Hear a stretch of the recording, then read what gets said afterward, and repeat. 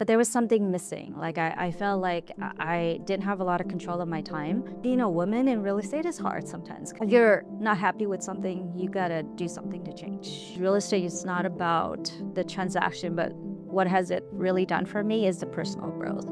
Nothing's gonna stop me. If I want something, I'm gonna go after it. I don't think real estate is easy. It does take work. Be open to learning and being open to change. Yeah. You change your perspective, you change your life. Folks, get your napkins ready because this is going to be a tearjerker. Here today, I have Cassie Diep from SoCal Group. My name is Jimmy Tran from EXP Realty. I'm one of the team leaders. I have the privilege to talk to Cassie today. Cassie, let's start off. Share with the group, what's your journey like been so far in real estate? Hasn't been the easiest. So imagine somebody who's, on the way to retirement, probably in 6 years or 7 years, decided to do a career pivot. So it's a big decision. And, I pondered for several years of wanting to do real estate, but I was always scared. It's like, oh my gosh, I went to grad school. I have been doing my job for a very long time. What would people think if I made a career pivot or a transition? She must be struggling. What's going through her mind? So that kind of crossed my mind. It took me a while, but I started to think about I should live for myself. If I always wanted to do something, you never know until you take the chance. So jumped into real estate and figured, okay, let me figure this thing out. And You definitely figured it out. Cassie has seen a lot of success in the last 12 months. She's one of our top producing agents in our office. Before real estate, you worked as an occupational therapist with Alhambra Unified. I would say that is a really rewarding job too, because you had the chance to work with kids that really need your help. How was that transition, working as an occupational therapist to being a full-time real estate agent? well, I think there's always a calling for me is to kind of serve people, to help people. So it wasn't a big transition for me once I got into it. I felt like it was very like a smooth transition because you're in the business to help people. But being a new agent, I felt like I had to sell people on, getting their house or purchasing a house or even selling their house. So that came off what we called commission breath. And that was what I had to go through. And I think a lot of people go through that. But once I started to get into the groove of these things, that's when I realized, oh, actually, what I do as an occupational therapist to help children and families, I'm doing the same thing in real estate, serving people. And I feel like that comes through with my interaction with others and building these relationships, building that trust, and then also be able to kind of educate and guide people through it. So I was doing that when I was a therapist. And so it was a very smooth transition. And a lot of people tell me, it's like, oh my gosh, Cassie, real estate is totally for you. I could totally see that vibe with you. I feel like you're in your element. So it seems very natural, and sort of my success, people think oh my gosh, it's so easy for you. But I went through a lot of my own struggles as well. So We're pretty lucky because I can say we kind of have an in-house therapist. A lot of people come to you with their problems. I think not just because of your background, but just who you are as a person. Nothing seems to faze this girl. You hit a wall with the transaction, there might be a pretty unique problem that you might be facing, but you always find a solution. Yeah. Was that always been with you, or did you figure it out along the way? Describe to us, what were you thinking? I feel like real estate is about finding solutions, right? People have problems, and a lot of times the best agents are the ones that, learn to help their clients navigate through solutions and problems, trying to work through it. The ones that you're trying to sell them on one or two solution, those are the ones that you feel like they're not in your best interest. So I feel like my value is being able to find different solutions, try to find, work through the problems. And it's not just one, showing the value that you really care and you're there to help. So back to your question about trying to help everyone. I love the fact that I can help people. It doesn't matter if it's people in the office or people I meet along the way. I feel like I have this calling where I want to coach people. I want to help people through, whatever the struggles they have, real estate wise, or just going through with their transactions, or just, anything in life. I feel like it feels very rewarding to be able to do that. How was that transition for you? Like, what made you take that leap going into real estate full time? I kind of recall that moment in the office when you told us, but walk us through that. Like, what were you thinking? What made you take that leap?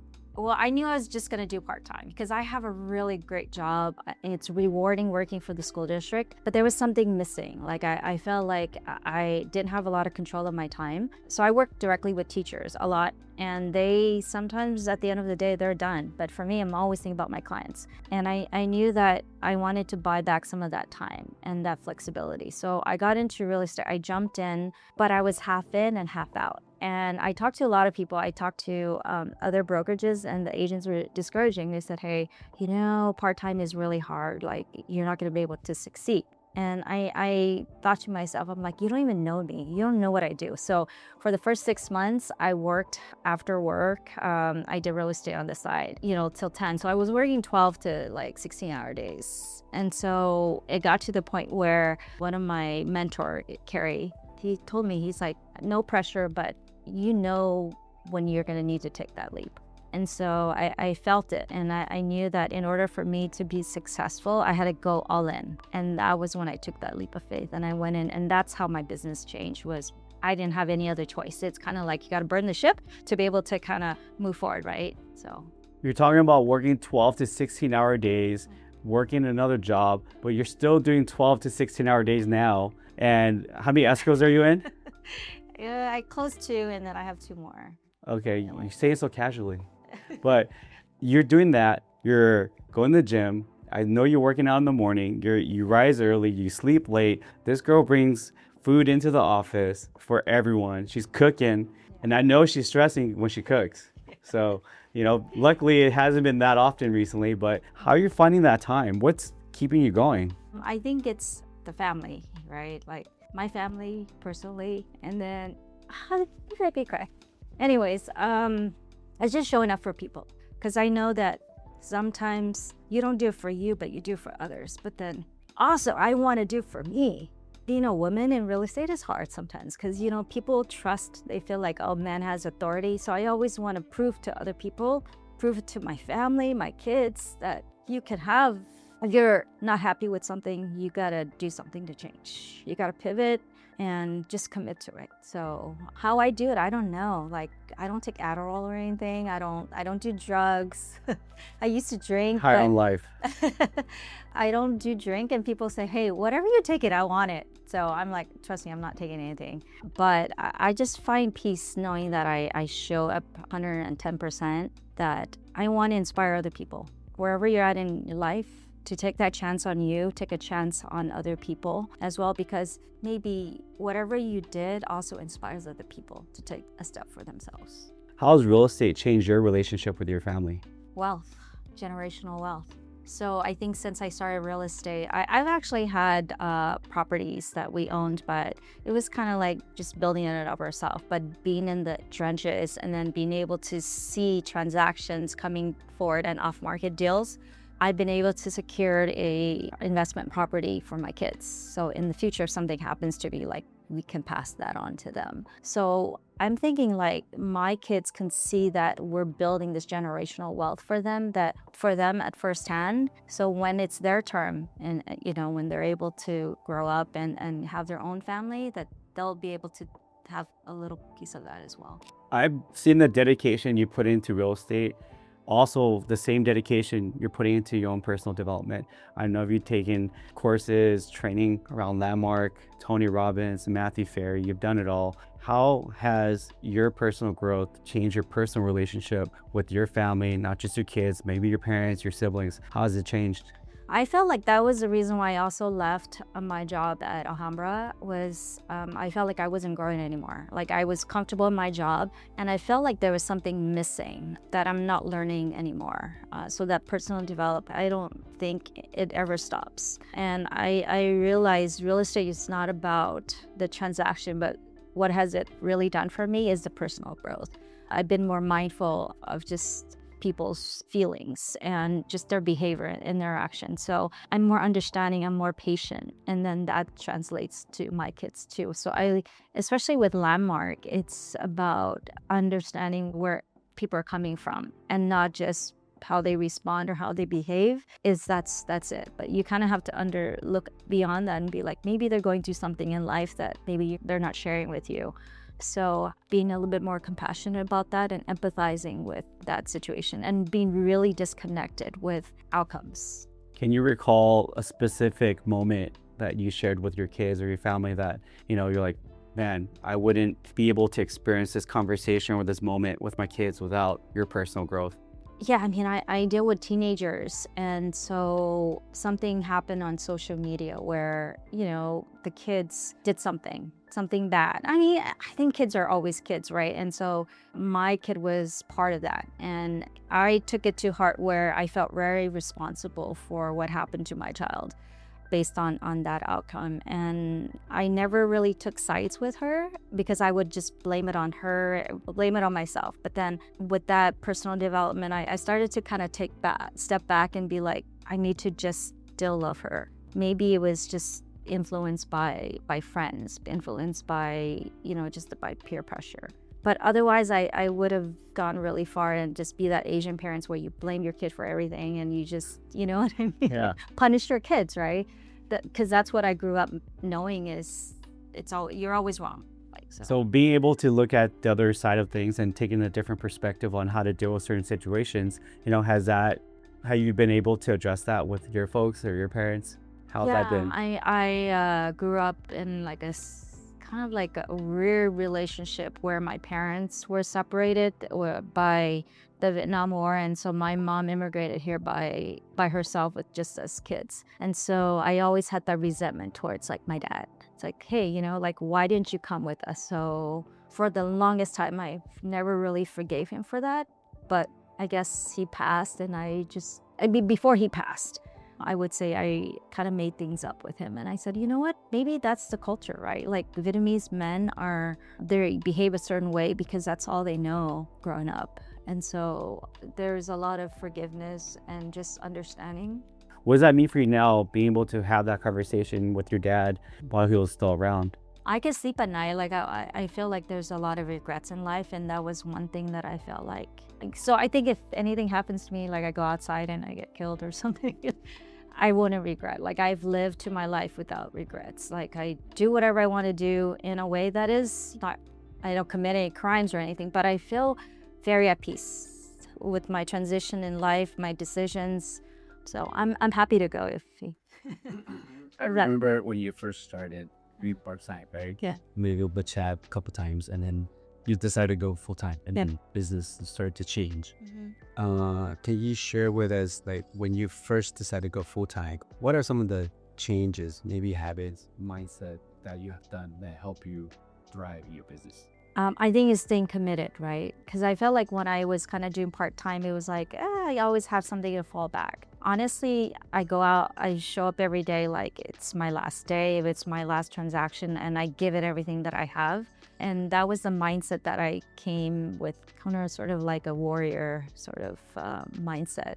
Nothing's going to stop me. If I want something, I'm going to go after it. And then I could say by the end of the day, I tried the best that I could. So if I didn't do that, then, I would probably have a lot of regrets. Because initially it must be scary. It's definitely scary because I come from, having a lot of freedom and knowing when my next paycheck was going to come. So that was kind of scary. But I'm so grateful that I have support from family and friends, and especially my spouse, knowing that, hey, it's okay.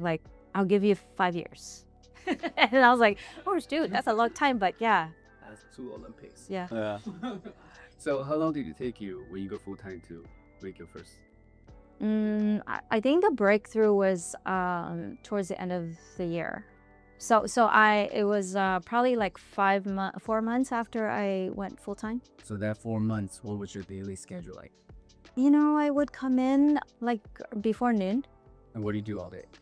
I work out, and then I still want to be there for my kids, so I always make sure I get them ready for dinner, and then I show up to the office. And training and all that. Because I know you do a lot of door knocking and open house too. I'm an open house queen. I love open houses. They say, hey, the low hanging fruit. Okay, let me just do that. It was scary, my first open house. My mentor wasn't there. Like nobody was there to support me. Like I think a lot of our agents in the office, they're so lucky because whoever is guiding them is always there with their first open house. So it wasn't as scary. I did my first door knocking and then also my first open house the same day. And I was like, I don't know what I'm doing, but it's okay. But from that moment to see where I'm at today, it's really nice to kind of see that transition and that growth. Yeah. How many deals would you say you did last year? 19. How many came from open houses? I would say like at least 70% of them came from open houses. Open house queen. Yeah. You are. Yeah. You seem like a woman with a mission. And one of the things that you mentioned earlier is that you want to prove to yourself and other people around there, or even in this industry, that you as a woman can do it too. What type of path are you trying to pave for other women out there? That we can do whatever we should be able to do whatever we would like to do instead of waiting for permission or waiting for an invitation, because the doors is not always going to open for you. You got to just go in there. You want something, you just got to ask. I always feel like if you don't ask, you don't get. And then I believe like action speaks louder than words. So What's the next step for you? I would like to be able to share this opportunity with more people who are in their stage of their life that, they're not happy. They're not happy in their relationship. They're not happy with their career, like whatever it is. I'm an open book and I love to share that. So if you're struggling through life where you don't know what you want to do, like talk to me. If you're not sure about your career or your brokerage, real estate, whatever, talk to me about it. I just wanted to share with you an opportunity that came through. Jimmy invited me to mentor through a partnership through Temple City Chamber of Commerce. And they do sort of like a career, it's a professional career path for high school students. And I don't know, maybe this has been around for so long, but this is an opportunity for local businesses, it could be entrepreneurs or professionals, and to share about that career to high school students, because this is the opportunity for them to be able to kind of see what's out there. And then talk to professionals who's been doing this industry for a long time. So I'm like, oh my God, I'm new, but hey, I love teaching, so I'll just kind of share what I have. And it was really great because a lot of these kids came in, hey, I want to be an engineer, I want to be a doctor, whatever. And An influencer. And here I'm like, real estate. Okay.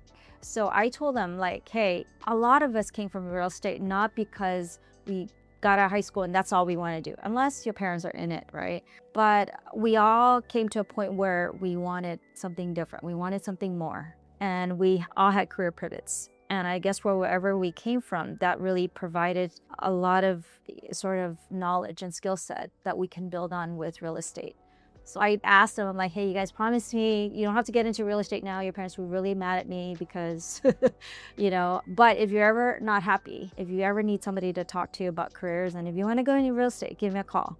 But one thing that I did with them was the DISC personality. That was so awesome because it opened up their eyes in terms of like their career. But then also a lot of them said, hey, I did that DISC personality and I shared it with my parents. And they were very amazed at just how that personality DISC came about and how that they're able to communicate with their kids based on what the different personalities were. Real estate, you definitely learn a lot of skills that can be applied outside of real estate. How we talk to people, how we talk to our parents, our kids. That's such an amazing story. And for you to be able to provide that and give it back to the community and share that with the kids and shaping their next chapter, that's huge. And that's what I see that you do with all your clients, is that you're able to connect with them on a personal level. And that's where I think a lot of clients gravitate towards you, to not because you're great at what you do in the real estate side and the contract side, but you're able to really connect with them to figure out what's their dream home look like, what's their next home look like. And you're really able to tie everything together. So we definitely want to acknowledge you for that. What advice can you share with agents thinking about getting into real estate, or agents that are even struggling? What type of advice would you give them? I say, first of all, agents who are struggling, it's like, figure out what's really holding you back. Is it fear? Is it lack of support? Find out what you need and ready, and then go ask for it. Like, find people that are doing it. Like Jack always tells me, surround yourself with the 5 best people in the room, right? 1, 2, 3, 4, 5, you're good. Surround yourself with those people, because you just never know. Like you can get you could absorb so much. And if you're ever, like, you're at the top of that group, then you need to find yourself another group. So there's always opportunities to learn. But Asians who are struggling, like, just have a self-assessment, be self-aware, and then ask. Go around. If he can't help you, the next person that can help you. Because people are so busy, but if they see that you're interested and you're motivated, they'll take the time to help you. Versus they don't. I'm not gonna try to feed you, right? You need to learn to ask first. And then people who are maybe considering like real estate, I think real estate is such a great thing, asset to add, even if you don't do it full time, but being understanding of that process, because eventually one of these days you're gonna be in that transaction, either the selling side or the buying side. If you consider a real estate career, talk to somebody who's been doing it for a while. I don't think real estate is easy. It does take work, but you know, we get paid well for what we do. But that's a skill that we earned. Kind of like doctors. They spend 10 minutes with you and they charge you $1,000. But they went to school for that and they're really good at what they're doing. So, Is there anything that you want to share today to the group that you would think it'll be valuable for them to hear? I say be open to learning and being open to change. Oh, it's so hard this and so hard that. It's your perspective, right? You got to change your mindset. You change your perspective. You got to learn to pivot. Career pivot. Also relationship pivot. It could be you're struggling, learn to pivot. Yeah. You change your perspective, you change your life. So I think that's a great nugget that you just shared with the group right now. All right, folks, we had Cassie Diep today sharing her journey for the last 12 months. Not only have you guys got a peek into what she's been doing on the real estate side, but she shared some intimate moments with her family that might not have been there if she didn't go through real estate and gone through this journey. So thank you so much, Cassie, for sharing and talking to us today. If you guys like these type of videos, again, follow, like, and share. Reach out to Cassie. What's your handle? Homegirl.Cassie Diep. I'm your homegirl. Because you know what, homegirl? It's like, I got your back. Whatever you need, I got you. Thank you, Cassie.